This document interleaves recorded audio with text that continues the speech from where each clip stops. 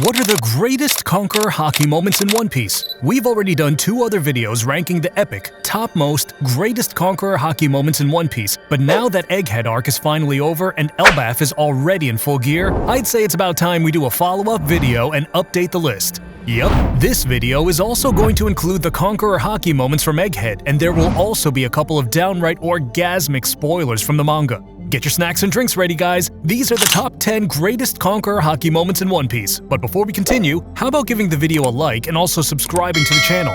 Here at AJ Anime, we make quick yet in-depth videos on all things anime, so if that's your thing, you're going to have a fantastic time with us. Now, starting with number 10, we have Rayleigh arriving at Amazon Lily. Blackbeard had Boa's life in his hands, but just as he is about to use his darkness to quite literally take her life, someone appears who flips the situation on its head in a mere instance. It's the Dark King, Silver's Rayleigh. He walks in on the scene while flashing his Supreme King Wi-Fi Haki all over the place in all its naked glory. All the fodder start collapsing on the ground, and even Blackbeard himself starts sweating. Just by walking in on the scene with his Conqueror's Haki, Rayleigh flips the situation on its head. Everything is resolved, and both the Blackbeard pirates and the Marines get their asses off the island.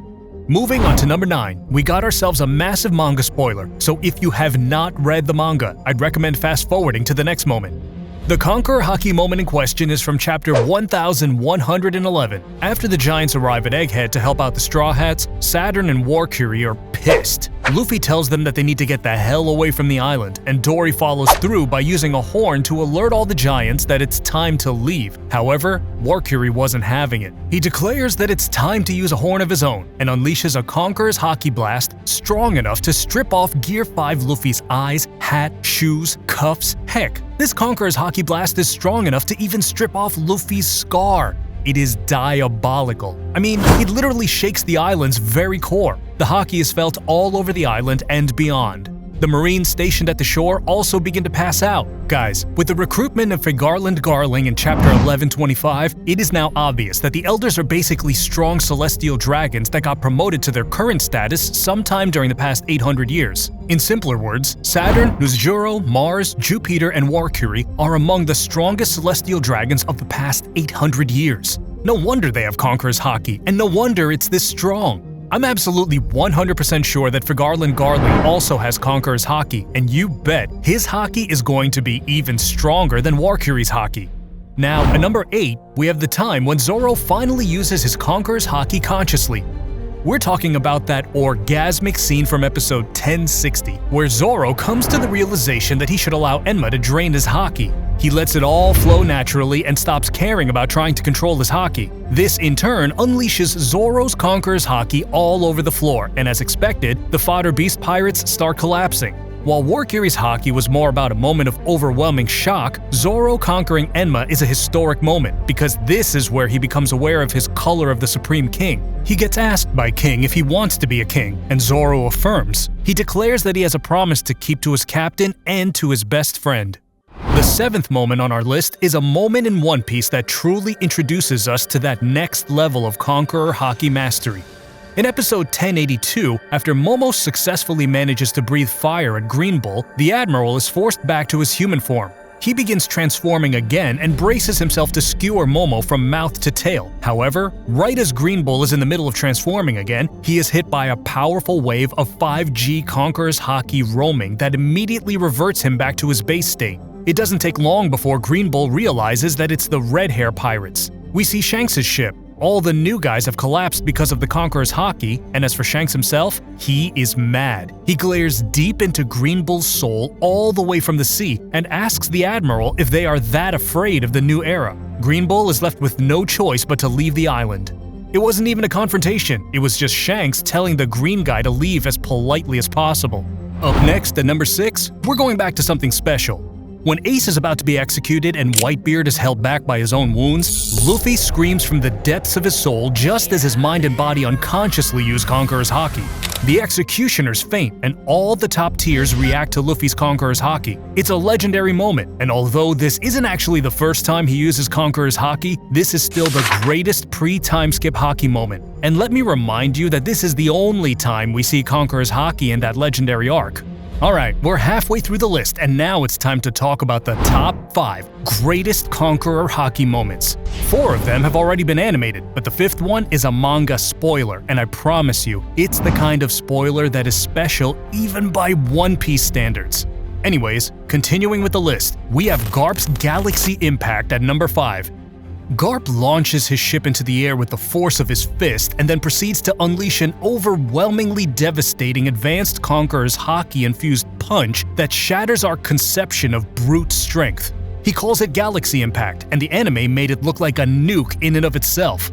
We have to keep in mind that this was just an Advanced Conqueror's Haki-coated punch, and yet it was able to completely devastate everything in that area.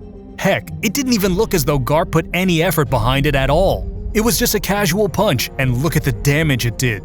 But to be real with you, I won't put Galaxy Impact over Divine Departure. Yes, exactly. At number 4, we have something that happens just a chapter before Garp's legendary Galaxy Impact. Now, why are we putting Shanks' Divine Departure over Garp's Galaxy Impact? It's because Shanks' attack had a definitive victim. Unlike all the other Conqueror Haki moments on this list up till now, Shanks neutralized a genuine threat in an instance. He took out a pirate worth $3 billion before the battle even began. He started by infusing his sword Griffin with Advanced Conqueror's Haki, and then finished off Kid and Killer while also neutralizing Kid's damned punk at the same time. He destroyed Kid, knocked out the Kid pirates with Conqueror's Haki, and also caused significant collateral damage. It is the single greatest Conqueror's Haki feat we've ever seen in a 1 vs 1. Sure, Garp's attack looks flashier and more devastating, but in pure practicality, Shanks' Divine Departure was not just more efficient, it was also much more deadly. The moment it landed, even Kid himself knew it was over. Next, we have the top 3 moments, and the third one is from when Luffy awakened his Devil Fruit. As Luffy regains his consciousness and starts stumbling around while transforming into Nika, his body exudes an extremely powerful and potent form of Conqueror's Haki. This Conqueror Haki materializes in the form of a singular Haki strike that reaches the heavens and splits the skies. Although we don't see it play out like this in the manga, I'd still consider the anime depiction of this scene canon, because in chapter 1044, the sky is cloudy while Luffy is still transforming, but after Luffy's transformation is complete, we see his shadow cast against the starry moon in a completely clear sky. There is no other way to go about it. Luffy's awakening released a Conqueror's Haki blast powerful enough to split the skies just by himself. It's among the most legendary battle shonen moments of all time. Moving on to the second greatest Conqueror Haki moment. We have the scene from Oden's flashback where Roger and Whitebeard engaged in a full-on Conqueror's Haki clash. Their clash was strong enough to not just split the clouds, but completely burst them. The shockwave generated from that clash blows back everything, including Whitebeard's Moby Dick. It has been almost 5 years since that chapter, and yet it is still the single greatest clash of conquerors in One Piece history, though I'd be lying if I said that the other Clash of Conquerors weren't at least in the same tier of hype. That's why, before moving on to the number 1 greatest Conqueror's Haki moment, how about we include Shanks clashing with Whitebeard and Luffy clashing with Kaido as honorable mentions. In chapter 434, Shanks meets Whitebeard, and the two of them clash their blades. The impact is strong enough to split the skies, and although we have no concept of Advanced Conqueror's Haki back then, everyone knew that this was the peak, the Clash of Emperors. Though of course, I'd say that Luffy splitting the skies with Kaido is much more cathartic for the sole reason that it's our boy Luffy. We have been following his journey since day 1, and so seeing him stand on equal footing against an emperor in the most literal way possible was simply surreal. It's hard to describe the level of hype we all felt back when chapter 1026 came out. Now, we also have the clash between Kaido and Big Mom from chapter 951, but I'm sure everyone agrees that it's not in the same tier of hype and aura as Luffy and Kaido or Shanks and Whitebeard. It felt too normal for that level of greatness.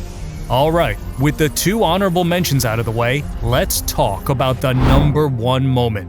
Remember how I told you guys that there's going to be a major spoiler coming up? Well, this is it. The top 1 absolute greatest Conqueror Haki moment in One Piece is a spoiler from chapter 1122. We're talking about Joy Boy's fermented Haki from 800 years ago. In chapter 1122, right as Warkiri, Nuzjuro, and Jew Peter are about to ravage Thousand Sunny and the Giant's ship, Emmett asks for Luffy's name and then thanks Luffy for letting him hear that nostalgic old rhythm again. He then unties the knot around his body, and we bear witness to a level of Conqueror Haki that easily surpasses anything and everything we had seen until this point. Unlike the Luffy awakening where only the anime showed us the sky splitting, in this case, the manga itself shows just one man's Haki splitting the skies. The Haki is felt all around Egghead and beyond. It immediately yeets the Gorosei back to their office, and it is overwhelming enough to make even characters as strong as Vice Admirals simply faint. It's so strong that Imu, the king of the world, is seen kneeling on the floor, shaking like a little worm.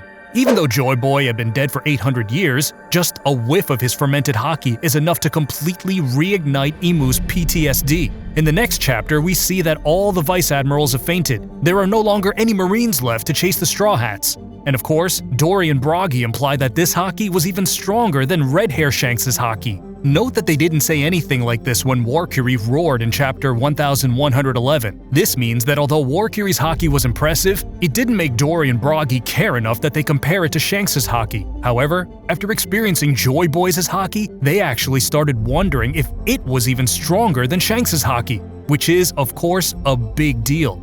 Overall, this is the greatest, most hype Conqueror Haki moment in One Piece yet. And you bet the anime is going to somehow make it look even more impressive when it is finally adapted in a couple of years. Now, I'm sure you guys have a lot to add to say about this moment as well. So let's continue the conversation in the comments section down below. What do you think about Joy Boy's Conqueror's Haki? Will we see another character do something even more impressive in Elbaf? Come on guys, let's talk about it.